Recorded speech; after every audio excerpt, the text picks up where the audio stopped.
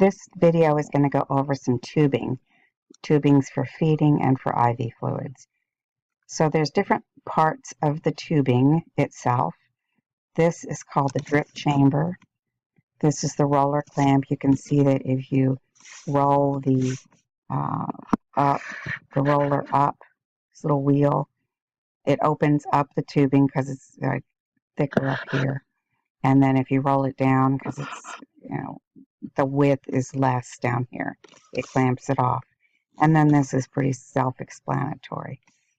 So one thing about the drip chamber is that the fluid comes through here from the bag into the drip chamber, and this little opening can be different gauges, and that's very important to your calculations.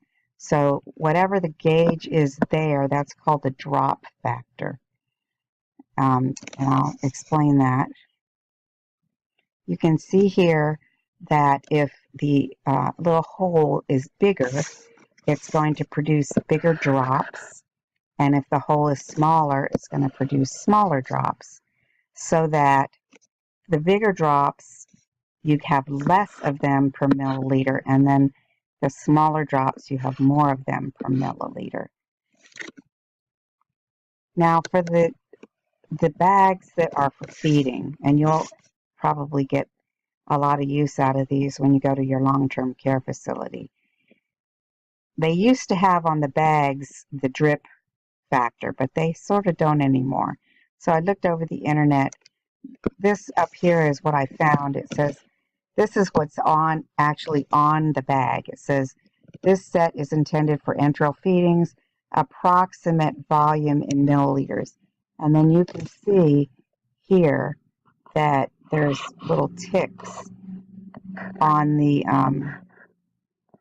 bag, so that this is each one of these is 100, so that you can sort of know that you've infused 100 into the person's G tube or NG tube or what have you. But it's not really exact. But for our purposes, we're going to use 20 drops per milliliter. And if you want to do the calculation, if you want to memorize it, it's however many milliliters times 20 drops per milliliter divided by 60 is going to give you your drips per minute.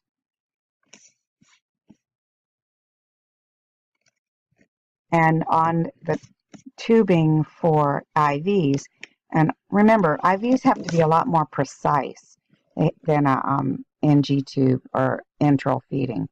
So you will actually have a drip factor. This one is 60, this one is 10.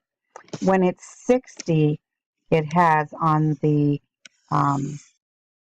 drip chamber right here, it has a little metal stub that comes out, and it makes the drops really, really small, and they call that a micro drip.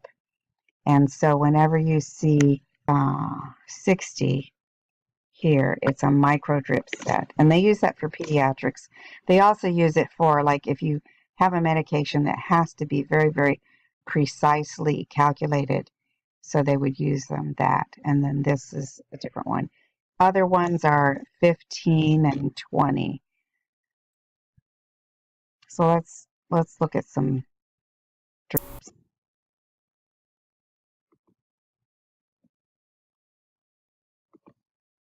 One, 2, 3, 4, 5, 6, 7, 8, 9, 10, 11, 12, 13, 14, 15, 16, 17, 18, 19, 20, 21, 22, 23, 24, 25, 26, 27, 28, 29, 30, 31, 32, 33, 34, 35, 36, 37, 38, 39, 40, 41, 42, 43, 44, 45, 46, 47, 48, 49, 50, 51, 52, 53, 54, 55, 56, 57, 58, 59, 60, 61, 62, 63, 64, 65, 66, 67, 68, 69, 70.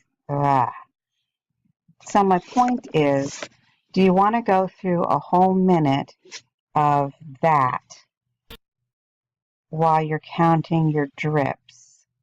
And probably your answer is going to be no. It's too much. It it's it takes too much time. It's a whole if you do a whole minute. So basically what we do is a 15-second count. A minute divided by 4, of course.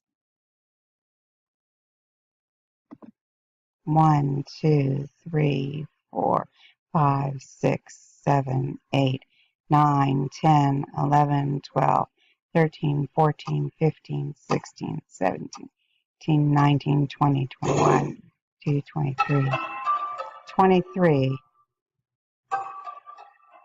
So we would take 23 and multiply that by 4 to get the drips per minute.